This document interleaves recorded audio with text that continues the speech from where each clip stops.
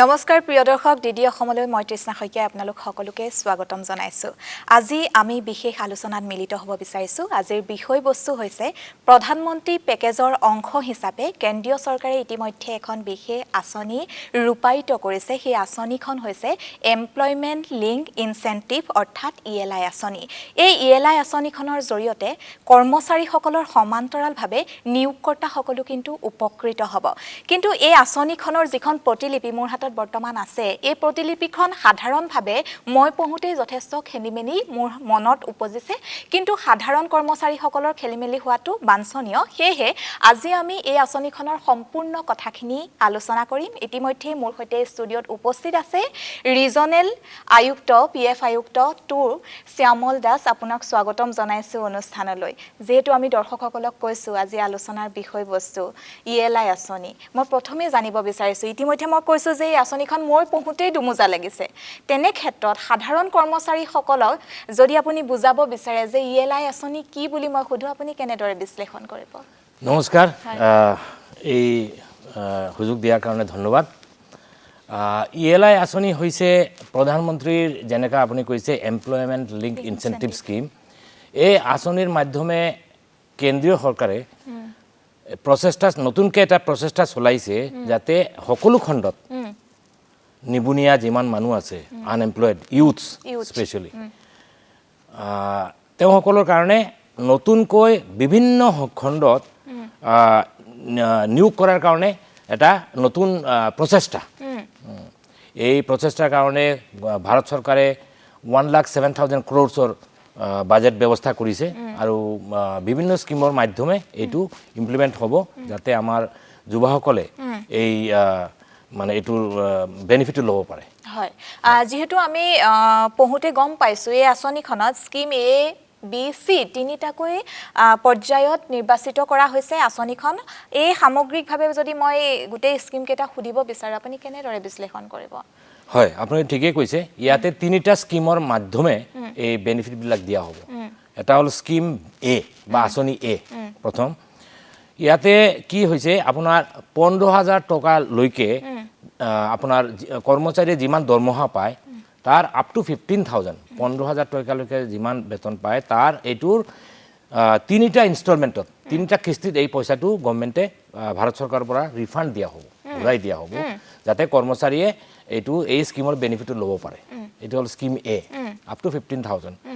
R যিসকলে 1 লাখ টকাৰ তলত 1 লাখ টকা লৈকে দৰমহা পায় প্ৰত্যেকে এই স্কিমত যোগদান কৰিব পাৰিব ঠিক আছে তাৰ পিছত হল স্কিম বি 2 নম্বৰ আঁচনি তাতে উৎপাদন খণ্ডত মানে ম্যানুফ্যাকচাৰিং সেক্টৰত যিসকলে কাম কৰে তাতে বিভিন্ন কৰ্মচাৰী যাতে বেনিফিট পায় তাতে এমপ্লয়ি এবং এমপ্লয়াৰৰ এই ম্যানুফ্যাকচাৰিং সেক্টৰত 4 বছৰলৈকে ইপিএফৰ এটা বেনিফিট পাব এটো স্কিম বি হয় হয় আৰু স্কিম হয় স্কিম সি টোত আছে আপোনাৰ ইপিএফৰ কথা মই যিমান দূৰ সম্ভৱ জানো কেনেকৈ বিশ্লেষণ স্কিম সি হল এমপ্লয়াৰৰ কাৰণে নিয়োগকৰ্তাৰ কাৰণে এতিয়া এমপ্লয়ি স্কিম এ এবং বি হৈছে আপোনাৰ এমপ্লয়িৰ কাৰণে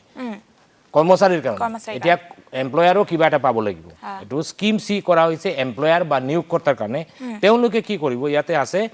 প্ৰত্যেকজন অতিৰিক্ত কৰ্মচাৰী যদি তেওঁলোকে নিয়োগ কৰে তেনেহলে প্ৰতি মাহে 3,000 টকা লৈকে ইপিএফৰ কন্ট্ৰিবিউশন 2 বছৰৰ বাবে তেওঁলোকে ৰিফান্ড পাব ফ্ৰম গভৰ্ণমেণ্ট অফ ইণ্ডিয়া হয় এই ক্ষেত্ৰত যেহেতু আমাৰ স্কিম সিট আছে যে নিয়োগকৰ্তাসকলক উৎসাহিত কৰা হৈছে বুলি ক'লেও এই আঁচনিখনে ভুল কোৱা নহয় এনে ক্ষেত্ৰত আপুনি কি ভাবে যে যুৱ প্ৰজন্মৰ মাজত আমি যেটো দেখিবলৈ পাওঁ যেটো তেওঁলোকৰ নিৰাশা বুলি ক'লেও ভুল কোৱা নহব যেটো দেখিবলৈ পাওঁ তেওঁলোকে ধৰক কন্টেক্সুৱেল বেচিছ কোনোবা এটা প্ৰতিষ্ঠানত তেওঁলোক নিয়োজিত হৈ আছে তেওঁলোকৰ ক্ষেত্ৰত এই আঁচনিখনে কেনে ধৰণে সুবিধা প্ৰদান কৰিব কন্ট্ৰেক্টুৱেলৰ ক্ষেত্ৰত আচ্ছা প্ৰভিডেন্ট ফাণ্ডত যদি কোনবা সংস্থাত যদি কোনো কৰ্মচাৰীয়ে কাম কৰি আছে তাতে প্ৰভিডেন্ট ফাণ্ডৰ তেওঁলোকক প্ৰভিডেন্ট ফাণ্ডত মেম্বাৰশ্বিপ দিয়া নাই এনেকা ধৰণৰ যদি কৰ্মচাৰী থাকে তেওঁলোকক ইয়াত নিশ্চয় যোগদান কৰাব পাৰিব তেনেহলে এই যে স্কিম এ আৰু বিৰ বেনিফিটটো তেওঁলোকে পাব ঠিক আছে এ আৰু বি আৰু এমপ্লয়াৰ মানে নিয়োগকৰ্তাই স্কিম সিৰ বেনিফিটটো পাব নিয়োগকৰ্তাই হয় তেনে ক্ষেত্ৰত আমাৰ যি দেখিবলৈ পোৱা যায় সকলো কৰ্মচাৰীকে একত্ৰিত কৰিবনে আঁচনিখনে নে কেৱল কন্ট্ৰেকচুৱেলত থকাখিনিহে উপকৃত সকলো কৰ্মচাৰী সকলো কৰ্মচাৰীৰ ক্ষেত্ৰত সকলো খণ্ডত সকলো ধৰণৰ কৰ্মচাৰী ওকে হয় যিসকলৰ কিন্তু এটাই ইয়াত কণ্ডিশ্যন হ'ল যে কৰ্মচাৰীক প্ৰভিডেণ্ট ফাণ্ডৰ মেম্বাৰ হ'ব লাগিব আৰু তেওঁলোকৰ যে প্ৰভিডেণ্ট ফাণ্ড একাউণ্ট নম্বৰ মানে ইউনিভাৰ্চেল একাউণ্ট নম্বৰ এইটো ইউএনৰ আধাৰৰ মাধ্যমে যোগাযোগ কি নাম কানেক্ট কৰিব লাগিব ওকে আৰু ইয়াতে এটা কথা উল্লেখ আছে যে প্ৰথমবাৰৰ বাবে নিয়োজিত কৰ্মচাৰীক বিত্তীয় সজাগতা প্ৰদানৰ ক্ষেত্ৰত আপুনি কি ভাবে এই আঁচনিখনে সঁচাকৈ সজাগতা প্ৰদান কৰিব নিশ্চয় নিশ্চয় ইতিমধ্যে আমি বহুত কাম কৰি আছো আমাৰ ইয়াত অল ওভাৰ ইণ্ডিয়া গোটেই মানে দেশত এই কামবিলাক প্ৰস্তুতিকৰণ চলি আছে বিভিন্ন ধৰণৰ যেনেকা বহুত মানুহে আগৰ পৰা ইউনিভাৰ্চেল একাউণ্ট নম্বৰ তেওঁলোকে পাইছে প্ৰভিডেণ্ট ফাণ্ডত কেতিয়াবা জয়েন কৰিছিলে তেওঁলোকৰ এই যে ইউনিভাৰ্চেল একাউণ্ট নম্বৰখন আমি এতিয়া এক্টিভেট কৰি আছো আধাৰৰ লগত যোগাযোগ কৰি আছো যাতে তেওঁলোকে এই বেনিফিটটো পাব পাৰে হয় আপুনি যেহেতু গুৱাহাটীত কৰ্মসূত্ৰে আপুনি আছে আপোনালোকৰ আণ্ডাৰত এই আঁচনিখনৰ কাম বৰ্তমান কেনে পৰ্যায়ত হৈ আছে বহুতে চলি আছে আমাৰ অফিচৰ যিমান কৰ্মচাৰী আছে ষ্টাফ অফিচাৰ সব গৈ আছে আৰু সিস্টেম ষ্টাডি কৰি আছে প্ৰত্যেকটা আপোনাৰ যে ফেক্টৰী ইণ্ডাষ্ট্ৰী বা এনেকা সংস্থা আছে সেইবিলাকৰ চাই আছে তাতে কোন এমপ্লয়িৰ আপোনাৰ ইউনিভাৰ্চেল একাউণ্ট নম্বৰটো এক্টিভেট হোৱা নাই এইবিলাক এক্টিভেট কৰি আছে তাৰপিছতে আপোনাৰ ইউএনখন এক্টিভেট কৰাৰ কাৰণে আধাৰলৈ যোগাযোগ এইবিলাক প্ৰত্যেকৰ প্ৰস্তুতিকৰণৰ কামটো চলি আছে হয় আৰু এটা কথা মই জানিব বিচাৰিছো এতিয়া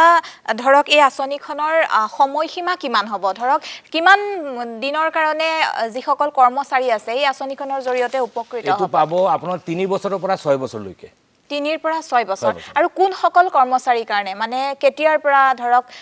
কোন এনেকুৱা আছে নেকি যে ইমান তাৰিখৰ ভিতৰত ইমান চনৰ ধৰক ইমান তাৰিখৰ ভিতৰত যোগদান কৰা সকলে এইটো হ'ল মানে প্ৰথম 1 আগষ্ট 2024 ৰ পৰা 2024 ৰ 1 আগষ্টৰ পৰা 1 আগষ্ট 2024 পৰা যিসকলে মেম্বাৰ হিচাপে জয়েন কৰিব তেওঁলোকে এই বেনিফিটৰ অন্তৰ্ভুক্ত হ'ব ওকে আৰু এটা মই কথা জানিব বিচাৰিছো ধৰক বৰ্তমান সময়ত আমি সকলোৱে জানো যে অসমৰ তথা ভাৰতৰ এটা জ্বলন্ত সমস্যা হৈছে নিবনুৱা সমস্যা সমাধানৰ ক্ষেত্ৰত এই আঁচনিখনৰ যদি আমি চকু ফুৰাওঁ কিছু ক্ষেত্ৰত আমি উপকৃত হোৱা যেন অনুভৱ হয় তেনে ক্ষেত্ৰত এই কথাটো আপুনি কেনেদৰে বিশ্লেষণ কৰিব বহুত ভাল প্ৰশ্ন মই ভাবো যে এই যে ইএলআই স্কিমৰ জৰিয়তে এই ইএলআই স্কিমটো মাৰ্কেটত যেতিয়া লঞ্চ হ'ব এই লঞ্চ হোৱাৰ পাছতে নিবনুৱা যিসকল যুৱা আছে যুৱক যুৱতী আছে তাৰপিছতে আপোনাৰ নিয়োগকৰ্তাসকলৰ মাজতে এটা আলোড়ন জাগিব তেওঁলোকে এই বেনিফিটটো পোৱাৰ কাৰণে নিয়োগকৰ্তা ভাবিব মই যিমানো সিহঁতক প্ৰভিডেণ্ট ফাণ্ডৰ এনৰলমেণ্ট কৰোঁ মোৰ কাৰণে একো লছ নাই মইতো ৰিইম্বাৰ্চমেণ্ট পায়ে আছোঁ স্কিম চিৰ জৰিয়তে আৰু কৰ্মচাৰী যিসকলে নতুনকৈ জইন কৰিব বিচাৰে তেওঁলোকেও পাব এই ৰিইম্বাৰ্চ স্কিম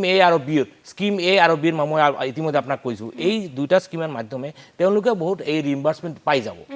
তো তেওঁলোকৰ কাৰণে এইটো বহুত এটা ভাল বেনিফিট কাৰণ প্ৰথমতে মানুহে ভাবে যে মই ইমান কম পইচা পাই জইন কৰিলোঁ কণ্ট্ৰেকচুৱেল বেচিছ কিবা মই পইচাটো প্ৰভিডেণ্ট ফাণ্ডৰ পৰা কাটি দিব মই কি ঘৰত লৈ যাম তো এতিয়া কি হ'ব ইয়াতে গভৰ্ণমেণ্টে কৈ আছে না দৰকাৰ নাই তোমাৰ এইবিলাক চিন্তা কৰাৰ দৰকাৰ নাই মই গভৰ্ণমেণ্টৰ ভাৰত চৰকাৰৰ পৰা ৰিইম্বাৰ্চমেণ্ট কৰা হ'ব স্কিম এ আৰু বিৰ মাধ্যমে তো আৰু এমপ্লয়াৰো ভাবিব যে মোৰো একো লছ নাই কাৰণ এইটোতো মই ৰিইম্বাৰ্চমেণ্ট পাম ফ্ৰম গভৰ্ণমেণ্ট অফ ইণ্ডিয়া হয় এতিয়া এই আঁচনিটোৰ বিষয়ে আমি আজি আলোচনা কৰাৰ পাছত বহু কৰ্মচাৰীয়ে গম পাব তেনে ক্ষেত্ৰত যিহেতু স্কিম চিট আছে যে নিয়োগকৰ্তাসকলেও যথেষ্ট কৰিবলগীয়া আছে কাৰণ তেওঁলোকে যদি আগভাগ লয় তেতিয়াহে কৰ্মচাৰীসকলে সেই সুবিধা পাব এই ক্ষেত্ৰত নিয়োগকৰ্তাসকলক আপুনি কি ক'ব নিয়োগকৰ্তাসকলক আমি সজাগতা কৰাৰ কাৰণে বহুত কেম্পেইন কৰি আছো বিভিন্ন জায়গাত লিখা হৈছে আৰু মই ভাবো যে কৰ্মচাৰীৰ ভিতৰত যদি সজাগতা যদি হয় কৰ্মচাৰী যদি এলাৰ্ট হৈ যায় এডুকেটেড হৈ যায় তে কৰ্মচাৰীয়ে ক'ব যে মই কণ্ট্ৰিবিউশ্যন কৰিম মই এইটো কণ্ট্ৰিবিউট কৰিম গভৰ্ণমেণ্টে মোক ৰিইম্বাৰ্চমেণ্ট কৰিব আৰু আপোনাৰো তেওঁ ক'ব পাৰিব নিয়োগকৰ্তাক যে আপুনি কণ্ট্ৰিবিউট কৰিব আপোনাৰ একো লছ নাই আপুনিও পাব গতিকে কৰ্মচাৰী মই ভাবোঁ যে কৰ্মচাৰীসকলে যদি নিয়োগকৰ্তাক মানে অকণমান তেওঁলোকে গৈ এপ্ৰ'চ কৰে যে মোক এইটো আমাৰ এইটো স্কিমৰ মোক অন্তৰ্ভুক্ত কৰক তো তো এইটো ভাল কিবা হ'ব আৰু আমাৰ ফালৰ পৰা প্ৰভিডেণ্ট ফাণ্ড ডিপাৰ্টমেণ্টৰ পৰা আমি বহুতেই প্ৰচেষ্টা কৰি আছোঁ আমাৰ কেন্দ্ৰীয় হেড অফিচৰ পৰা এইবিলাক কেম্পেইনিং কৰি আছে আৰু বিভিন্ন জায়গাত অল ওভাৰ ইণ্ডিয়া এইবিলাক ডাঙৰ কেম্পেইনিং হৈ আছে এমপ্লয়মেণ্ট লঞ্চ ইনচেন্টিভ স্কিম যেতিয়া লঞ্চ হ'ব তেতিয়া চাব যে আপুনি এমপ্লয়ী এবং এমপ্লয়াৰ মাজত এটা আলোড়ন সৃষ্টি হ'ব কাৰণ প্ৰত্যেকে এইটো বেনিফিট পাই আছে উইন উইন সিচুৱেশ্যন যেটো কয় হয় আৰু এটা কথা মই জানিব বিচাৰিছো বৰ্তমান সময়ত গুৱাহাটীত এই কামসমূহ আৰম্ভ হৈছে বুলি আপুনি মোক জনাইছিলে কেনে পৰ্যায়ত কেনে ধৰণে হৈ আছে বহুতেই চলি আছে আমাৰ অফিচৰ প্ৰত্যেকটা কৰ্মচাৰী বেছিভাগ কৰ্মচাৰী আৰু আমাৰ বিষয়া সব বাহিৰত গৈ আছে সিস্টেমত ষ্টাডি কৰি আছে আৰু কোন কোন সংস্থাত কিমানজন মানুহ আছে আৰু আমি মই আগতে কৈছোঁ যে ইউনিভাৰ্চেল তেওঁলোকে কিবা বহুত আগতে জইন কৰিছিল তেওঁলোকক প্ৰভিডেণ্ট ফাণ্ডৰ বেনিফিট দিয়া হোৱা নাই আমি তেওঁলোকক কৈ আছোঁ যে আপোনালোকে ইউএন এক্টিভেট কৰক এনে ইউএন এক্টিভেট নকৰিলে এই বেনিফিটবিলাক নাপায় তো ইউএন এক্টিভেট কৰাৰ কাৰণে যি প্ৰস্তুতি কৰিব লাগে যি আপোনাৰ টেকনিকেল প্ৰচেছিংটো কৰিব লাগে আমাৰ মানুহে এইবিলাক সহায়তা দি আছে মানুহক আমি আপোনাৰ নিয়োগকৰ্তাক অফিচক মাতি আছোঁ কেতিয়াবা আমাৰ অফিচৰ বিষয়া বা আমাৰ ষ্টাফ তেওঁলোকৰ তাতে কোম্পানীত গৈ আছে আৰু এইবিলাক মানে আমাৰ এইটো যোগাযোগৰ মাধ্যমে আমি এইটো এক্টিভেট কৰি আছোঁ হয় আৰু তেনে ক্ষেত্ৰত আপুনি মোক কৈছিলে যে গুৱাহাটীৰ অফ কেমেৰা কৈছিলে যে গুৱাহাটীৰ বহু কেইখন প্ৰাকত বহু কৰ্মচাৰী নিয়োজিত আছে কেৱল প্ৰাকেই নহয় বহু খণ্ড আছে বহু কৰ্মচাৰী নিয়োজিত হৈ আছে যিসকলে এনে ধৰণৰ সুবিধা পোৱাটো অতি বাঞ্ছনীয় তেনে ক্ষেত্ৰত আপুনি কি ক'ব বাঞ্ছনীয় ঠিকই কৈছে আপোনাৰ প্ৰত্যেকটা মানুহৰ প্ৰভিডেণ্ট ফাণ্ডৰ বেছিক আপোনাৰ ৰুলে প্ৰভিশ্যনে আছে যে প্ৰত্যেকটা এমপ্লয়ী যিসকলে কোনো এটা নিয়োগকৰ্তাৰ অধীনত কাম কৰি আছে তেওঁলোকে প্ৰভিডেণ্ট ফাণ্ড বেনিফিট পোৱাৰ কাৰণে যোগ্য তেওঁলোকক বেনিফিট দিবই লাগিব তো এইটো ইএলআই স্কিম এইটোতো অলৰেডি মেণ্ডেটৰী মানে বাধ্যতামূলক কৰা আছে কিন্তু তথাপিও আমি দেখিছোঁ যে কেতিয়াবা কোনো এমপ্লয় কোনো কৰ্মচাৰীয়ে প্ৰভিডেণ্ট ফাণ্ডৰ মেম্বাৰশ্বিপ ল'ব নিবিচাৰে ভাবে যে মোৰ পৰা প্ৰভিডেণ্ট ফাণ্ডৰ পইচাটো কাটি যাব মই ঘৰত কম পইচা লৈ যাম টেক হোম চেলেৰি যিটো কয় এইটো কম পাম এই ক্ষেত্ৰত গভৰ্ণমেণ্টে কি কৰিছে যে ঠিক আছে তোমাৰ এইবিলাক ভয় কৰাৰ দৰকাৰ নাই মই আমাৰ ফালৰ পৰা আমি এইটো ছাবচিডিটো দি আছোঁ আৰু এমপ্লয়াৰো ভাবিব যে মোৰ একো লছ নাই এই মোৰ যে মই যে কণ্ট্ৰিবিউশ্যন দিম 12 বা 13% এইটোও মই পাই যাম তো গতিকে এইটো উইন উইন সিচুৱেশ্যন মানে দুয়ো তৰফ এইটো দুয়ো ফালৰ আৰু এটা কথা কৰ্মসংস্থাপনৰ যিটো হাৰ সেই হাৰটোৱে ইএলআই আঁচনিৰ জৰিয়তে কেনেদৰে প্ৰভাৱিত হ'ব বহুতেই হ'ব যেনেকৈ মই আগতে কৈছোঁ গভৰ্ণমেণ্ট অফ ইণ্ডিয়া 1,07,000 crores এটা বাজেট ৰাখিছে আৰু ইমান ডাঙৰ এটা বাজেট যেতিয়া এইটো লঞ্চ হ'ব স্কিমটো তেতিয়া প্ৰত্যেকে গম পাব যে ইমান ডাঙৰ এটা বেনিফিচিয়েল স্কিম আহিছে তেতিয়া বহুত মানুহ কৰ্মচাৰীসকলেও উৎসাহিত হ'ব এতিয়া বহুত আমি দেখিছোঁ বহুত কোম্পানী বা ফেক্টৰীত কি হয় কৰ্মচাৰীয়ে প্ৰভিডেণ্ট ফাণ্ড মেম্বাৰশ্বিপ ল'ব নিবিচাৰে কাৰণ কৈছে যে মই পইচা কাটি দিব আৰু এমপ্লয়াৰো কেতিয়াবা দিব নিবিচাৰে তেওঁৰো লছ হয় কিন্তু এইটো দিয়াৰ পাছতে দুয়ো ফালৰ পৰা ফ্ৰম বহুত ছাইড বহুতেই উৎসাহিত হ'ব আৰু তেওঁলোকে নিশ্চয় জইন কৰিব মই ভাবোঁ যে আমাৰ অফিচৰ আমাৰ বিভিন্ন ছেক্টৰৰ কমচে কম অল অভাৰ ইণ্ডিয়া কমসে কম 2 কোটি আপোনাৰ এমপ্লয়মেণ্ট ক্ৰিয়েট হ'ব হয় তেতিয়াহ'লে আমাৰ টাৰ্গেট আছে যে 2 কোটি 2 বছৰৰ ভিতৰত 2 কোটি এমপ্লয়মেণ্ট ক্ৰিয়েট হ'ব তেতিয়াহ'লে এইটো ভাৰতৰ কাৰণে অতি পজিটিভ কথা নিশ্চয় নহয় জানো কি ক'ব এই কথাটো আপুনি কি ভাবে যেহেতু আমি নিবনুৱা সমস্যা সদায় চিঞৰি থাকোঁ বাতৰি কাকতত আমি নিবনুৱা সমস্যাৰ কথা পঢ়ি থাকোঁ আমি কওঁ যে বহু নিবনুৱা নহয় জানো তেনে ক্ষেত্ৰত কি ক'ব মই এইটো ক'ব বিচাৰোঁ যে এইটো আমাৰ হয় আনএমপ্লয়মেণ্ট বা নিবনুৱা সমস্যা যেটো আপুনি কৈছে এইটো ঠিকেই আছে আমাৰ ইণ্ডিয়াত কিন্তু এই আঁচনিটো অহাৰ পিছত নিশ্চয় আমাৰ এই সমস্যা বহুতকেই গুচি যাব আৰু দূৰ হ'ব আৰু আমাৰ যে যুৱসকলৰ চাকৰি আৰু আপোনাৰ দক্ষতা সিহঁতে যে স্কিল্ড এমপ্লয়ী যেটো কয় তেওঁলোকে এটা সুযোগ পাব যে বিভিন্ন ক্ষেত্ৰত জইন কৰাৰ কাৰণে তেওঁ জইন কৰিব আৰু আমাৰ আনএমপ্লয়মেণ্ট সমস্যাটো অকণমান দূৰ হ'ব বিশেষকৈ এই স্কিমখনে কোনখিনি উদ্যোগ বা কোনখিনি খণ্ডক বেছি ইম্পৰ্টেণ্ট দিছে বুলি আপুনি প্ৰত্যেকটা খণ্ডত আছে corporate sector non corporate sector manufacturing sector উৎপাদন খণ্ড প্ৰত্যেকটা খণ্ডত এইটো যিমান এমপ্লয়ী আছে কৰ্মচাৰী আছে প্ৰত্যেকৰ কাৰণে এই সুবিধাটো দিয়া আছে মানে কোনো ভাবিব নালাগে দৰ্শকসকলক ক'ব বিচাৰিছোঁ যে কোনো ভাবিব নালাগে যে আপুনি বেচৰকাৰী খণ্ডত কৰ্মৰত আপুনি ইএলআই স্কিমৰ পৰা বঞ্চিত হ'ব সকলো খণ্ডৰ সকলো কৰ্মচাৰী বা সকলো নিয়োগকৰ্তাই এই ইএলআই স্কিমৰ জৰিয়তে উপকৃত হ'ব আপোনাৰ কথাৰ পৰা মই অনুমান কৰিলোঁ আৰু তাৰ পাছত মই জানিব বিচাৰিছোঁ ইপিএফঅ'ৰ ভূমিকা স্কিমখনৰ ক্ষেত্ৰত কেনে ধৰণৰ হ'ব EPF-ৰ ভূমিকা হ'ল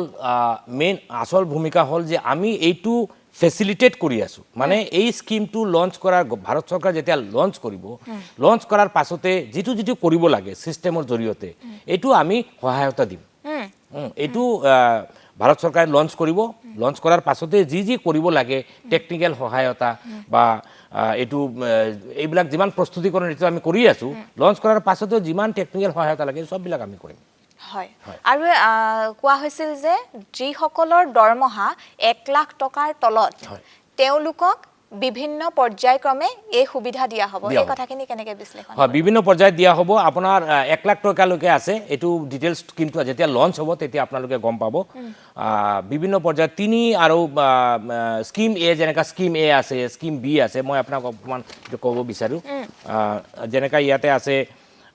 2 বছৰ প্ৰথম 2 বছৰ যেনে স্কিম এত আছে 1 নম্বৰ মই কৈ আছোঁ আপোনাক হয় স্কিম এত আছে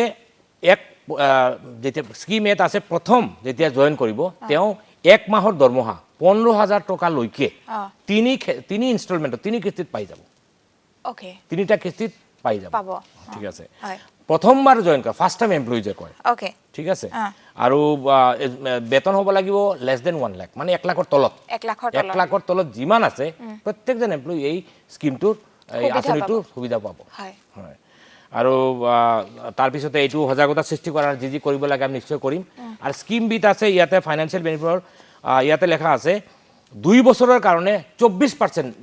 ৱেজ 24% এই যেটো আছে এইটো এমপ্লয়াৰ আৰু এমপ্লয়ি মানে 12%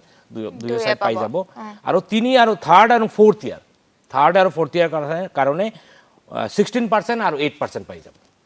ওকে ৰিইম্বাৰ্সমেন্ট হয় আৰু এই আঁচনিখনৰ কাম কেতিয়াৰ পৰা মানে আৰম্ভ হ'ব অৰ্থাৎ এতিয়াতো আমাৰ ঘোষণা কৰিলে কেন্দ্ৰীয় বাজেটত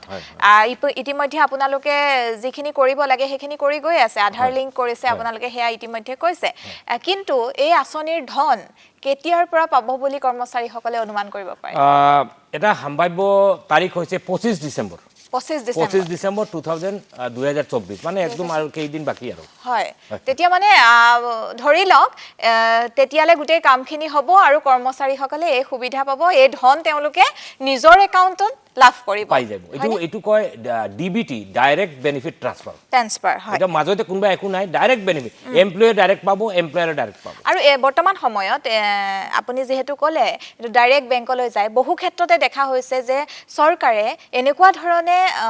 এমপ্লয়ি সকলক উপকৃত কৰিবৰ বাবে ডাইৰেক্ট বেংকলৈ ট্ৰান্সফাৰ কৰা প্ৰচেষ্টাটো অব্যাহত ৰাখিছে বৰ্তমান বহু হিতাধিকাৰী ক্ষেত্ৰতো এটো আমি দেখিবলৈ পাওঁ তেনে ক্ষেত্ৰত ই কেনেকুৱা ধৰণৰ সুপ্ৰভাৱ পেলাইছে বুলি বাৰু ভাবে আপুনি এটো খুবই ভাল বস্তু কাৰণ ডাইৰেক্ট বেনিফিট মাজতে আৰু কোনো মিডলম্যান নাই কোনো দালাল নাই কোনো ফেসিলিটেটৰ নাই দেয়াৰ ইজ কোনো মানে মানুহৰ হিউম্যান ইন্টাৰভেনশন যেটা এটা কো নাই ডাইৰেক্ট গভৰ্নমেন্টৰ পৰা কেন্দ্ৰীয় চৰকাৰৰ পৰা ডাইৰেক্টলি বেনিফিট পাব আৰু ডাইৰেক্ট বেনিফিট ট্ৰান্সফাৰটো কি হৈছে ডাইৰেক্ট যেতিয়া মানে বেনিফিট দিয়াৰ যি এজেন্সি এই পৰা ডাইৰেক্ট কৰ্মচাৰীয়ে বেনিফিটটো পাই যাব ডাইৰেক্ট বেনিফিট মাজতে কোনো মানে আপোনাৰ বাধা আছে একো নাই আগতে যেহেতু মনত উপজিছিলে যে পইচাটো আমাৰ তাত ডাইৰেক্ট সোমাব নে তাৰ মাজতে সেই পইচাটো কোনোবাই পাব কিন্তু এতিয়া সেই কথাটো নাই চৰকাৰে এই ক্ষেত্ৰত যথেষ্টখিনি ব্যৱস্থা গ্ৰহণ কৰিছে তেনে ক্ষেত্ৰত ইএলআই আঁচনিৰ ক্ষেত্ৰতো কিন্তু এই ব্যৱস্থাটো গ্ৰহণ কৰিছে নহয় জানো আৰু এটা মই কথা জানিব বিচাৰিছো যেটো ইএলআই আঁচনি কি বুলি কওঁতে প্ৰথম আমাৰ মনলৈ আহে যে ইএলআই আঁচনি নিয়োগকৰ্তাসকলক বিশেষভাৱে উৎসাহিত কৰিব যে নতুন কৰ্মচাৰী নিয়োজিত কৰিব এই ক্ষেত্ৰত কি ক'ব আপুনি মই আগতে যেনেকা কৈছো যে স্কিম সিৰ জৰিয়তে এমপ্লয়াৰ মানে নিয়োগকৰ্তাসকলে চাব যে কাৰণ নিয়োগকৰ্তাসকলে এটা কন্ট্ৰিবিউশন দিব লাগে 12% তেওঁলোকে আৰু 1% দিব লাগে আপোনাৰ এডমিনিষ্ট্ৰেটিভ চাৰ্জ বুলি আৰু ইডিএলআই স্কিমৰ কাৰণে তো নিয়োগকৰ্তা চাব যে মই যেহেতু নতুন মোৰ প্ৰত্যেক নিয়োগকৰ্তাই নতুনকৈ আৰু এক্সপান্ড মানে বিজনেছ এক্সপান্ড কৰিব বিচাৰে তেতিয়া নিয়োগকৰ্তাই চাব যে মোৰতো কোনো লছ নাই ইয়াত কোনো ক্ষতি নাই মই যেটো কন্ট্ৰিবিউশন কাৰণ দিম হেতু মই পায়ে যাম গভৰ্নমেন্টৰ পৰা গতিকে মই এডিশনাল এমপ্লয়ি ল'ব পাৰিম ইয়াতে স্কিম সিট আছে মই অকমান আপুনি যদি মই ক'ব ইয়াতে লিখা আছে employer must increase employment above the baseline মানে যোৱা বছৰৰ যি এমপ্লয়ি আছে তাৰ পৰা অকমান এমপ্লয়ি বঢ়াব লাগিব কেনেকা 2 employees if the employer has less যদি 50ৰ তলত যদি তেওঁলোকৰ যদি কোনো নিয়োগকৰ্তা যদি কৰ্মচাৰী তেওঁলোকে মিনিমাম 2জন এমপ্লয়ি বঢ়াব লাগিব 50ৰ তলত থাকে মানে 50ৰ ওপৰত হ'ব লাগিব হ'ব না 50ৰ তলত যদি থাকে তেওঁ মানে 20জন 22জন 30জন যদি থাকে তেওঁ কমসে কম 2জন নতুন এমপ্লয়ি ল'ব লাগিব ল'বই লাগিব এটো কম্পালসৰি তেওঁ তেতিয়াহে তেওঁ বেনিফিটৰ কাৰণে যোগ্য হ'ব ওকে আচ্ছা তাৰপিছত আছে 5জন employee if the employer has 50 যদি তেওঁৰ যদি 50ৰ ওপৰত যদি এমপ্লয়ি থাকে কৰ্মচাৰী থাকে তেওঁ কমসে কম 5জন ল'ব লাগিব 50ৰ ওপৰত থাকিলে ঠিক আছে আৰু তেওঁলোকৰ এই কৰ্মচাৰীসকলৰ দৰমহা হ'ব লাগিব 1 লাখৰ তলত 1 লাখৰ ঠিক আছে হয় 1 লাখৰ তলত মানে 1 লাখ লৈকে যদি দৰমহা পায় এই বেনিফিট হ'ব আৰু নিউ আন্ডাৰ আৰু এই বেনিফিট পায় তেতিয়া কি হ'ব এমপ্লয়াৰ বেনিফিটবিলাক ল'ব পাৰিব হয় এই ক্ষেত্ৰত এই কথাখিনি এটা সংস্থাৰ ব্যক্তিসকলে জনাটো অতি বাঞ্ছনীয় নিশ্চয় নহয় জানো নিয়োগকৰ্তাসকলে প্ৰতিটো বস্তু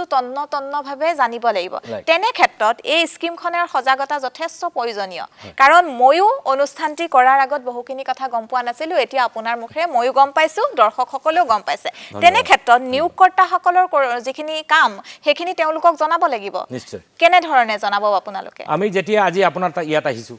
আমি দূৰদৰ্শনৰ মাধ্যমে নিয়োগকৰ্তাক জনাব বিচাৰি আছো তাৰ পিছতে আজিকালি আপুনি জানে এই মিডিয়াৰ জগতত এইবিলাক আমি সজাগতা সৃষ্টি কৰাৰ যথেষ্ট চেষ্টা কৰি আছো আমি কেম্পেইনিং কৰি আছো বিভিন্ন ধৰণৰ এমপ্লয়াৰ লগত যোগাযোগ কৰি আছো আমাৰ ইপিএফৰ ৱেবছাইটত আমি এইবিলাক লঞ্চ কৰি আছো আৰু কেন্দ্ৰীয় চৰকাৰে যেতিয়া লঞ্চ কৰিব সম্ভাব্য তাৰিখ হ'ল 25 ডিসেম্বৰ 2024 তেতিয়া নিশ্চয় বিভিন্ন মানে মাধ্যমে বিভিন্ন মিডিয়াৰ মাধ্যমে এইবিলাক নিয়োগকৰ্তাক ইনফৰ্ম কৰিব আৰু নিয়োগকৰ্তাসকলে সদায় এইবিলাক বিচাৰি থাকে কট কি পোৱা যায় কি বেনিফিট পোৱা যায় তে নিয়োগকৰ্তা নিশ্চয় জানিব এটা আমি ভাবো যে বহুত ডাঙৰ এটা আলোড়ন সৃষ্টি হ'ব আৰু বহুত ভাল এটা কিবা মানে এই আনএমপ্লয়মেন্টৰ এটোৰ কাৰণে এটা ভাল কিবা হ'ব স্কিম হ'ব যেহেতু এমপ্লয়ি সকলৰ ক্ষেত্ৰত দক্ষতা এই ক্ষেত্ৰত যথেষ্ট প্ৰয়োজনীয় হ'ব কাৰণ নতুন এমপ্লয়ি যেতিয়া এটা এটা সংস্থাই ল'ব তেওঁলোকৰ ক্ষেত্ৰত কৰ্মচাৰীসকলৰ দক্ষতা যথেষ্টখিনি চাব লাগিব তেনে ক্ষেত্ৰত আমাৰ যুৱ প্ৰজন্মৰ দক্ষতাৰ ওপৰত যথেষ্ট গুৰুত্ব দিব লাগিব কি ক'ব যুৱ প্ৰজন্মৰ দক্ষতা উন্নত কৰাৰ কাৰণে কেনে ধৰণে ব্যৱস্থা গ্ৰহণ কৰিব লাগিব হ্যাঁ যুৱ প্ৰজন্ম আজিকালি আমি জানো যে আমাৰ গভৰ্নমেণ্ট অফ ইণ্ডিয়াই ভাৰত চৰকাৰ অলৰেডি যুৱ প্ৰজন্মৰ দক্ষতাৰ কাৰণে বহুত কিবা স্কিল ইণ্ডিয়া কিবা কিবি কৰি আছে এইবিলাক কৰি আছে তো তেওঁলোকে এইটো দক্ষতা অলৰেডি অৰ্জন কৰিছে তেওঁলোকে এই বেনিফিটটো পোৱা নাই এতিয়া ইএলআই স্কিম যেতিয়া লঞ্চ হ'ব তেওঁলোকে এই বেনিফিট পাই যাব আৰু নিয়োগকৰ্তাই ভাবিব যে এই কেতিয়াবা কিয় কোনো সংস্থাত নিয়োগকৰ্তাই চাই যে মোৰ এজন দক্ষতা অৰ্জনপ্ৰাপ্ত এজন যুৱক ইয়াত ল'ব লাগে কিন্তু এই প্ৰভিডেণ্ট ফাণ্ড বা বিভিন্ন কিছু কিবা দিব লাগে সেইটো কাৰণে কেতিয়াবা নিয়োগকৰ্তা নিয়োগ নকৰে এতিয়া চাব যে এই বেনিফিটটো মই পাই যাম গতিকে মোৰ একো প্ৰব্লেম নাই মই নিশ্চয় তেওঁক নিয়োগ কৰিব পাৰিম আৰু তেতিয়া কি হ'ব এই যে স্কিল্ড ইউথ তেওঁলোকে এটা সুযোগ পাই যাব সুযোগ পাব হয় ধৰক আমাৰ যি আমি কৈ থাকো যে আৰ্থিকভাৱে আমি সকাহ দিব লাগে বা বৰ্তমান সময়ত কেন্দ্ৰীয় চৰকাৰে কৰ্মচাৰীসকলক আৰ্থিক সকাহ দিয়াৰ ক্ষেত্ৰত যথেষ্ট ব্যৱস্থা গ্ৰহণ কৰিছে তেনে ক্ষেত্ৰত এই আঁচনিখনৰ ভূমিকা কি হ'ব বুলি আপুনি অনুমান কৰে বহুত আপুনিতো নিশ্চয় দেখিছে স্কিম এ আৰু বি আৰু চি এইটোতো আপোনাৰ এই সাবসিডিয়ে দি আছে গোটেইখিনি এটাৰ পাছত এটা সাবসিডি আৰু 1,07,000 crore এই যে সাবসিডিটো মই ভাবো যে এইটো ইমান ইণ্ডিয়াত এতিয়ালৈকে ইমান এনেকা ধৰণৰ সাবসিডি হৈছে কিনা নাই মই নাভাবো থাকিব পাৰে কিন্তু এইটো আজিৰ তাৰিখত এটা 1,07,000 কোটি টকাৰ এই যে সাবসিডি বহুত মানে ডাঙৰ এটা সাবসিডি এটা বেনিফিট এইটো গভৰ্নমেণ্টে ৰাখিছে এইটো প্ৰত্যেকজন নিয়োগকৰ্তা আৰু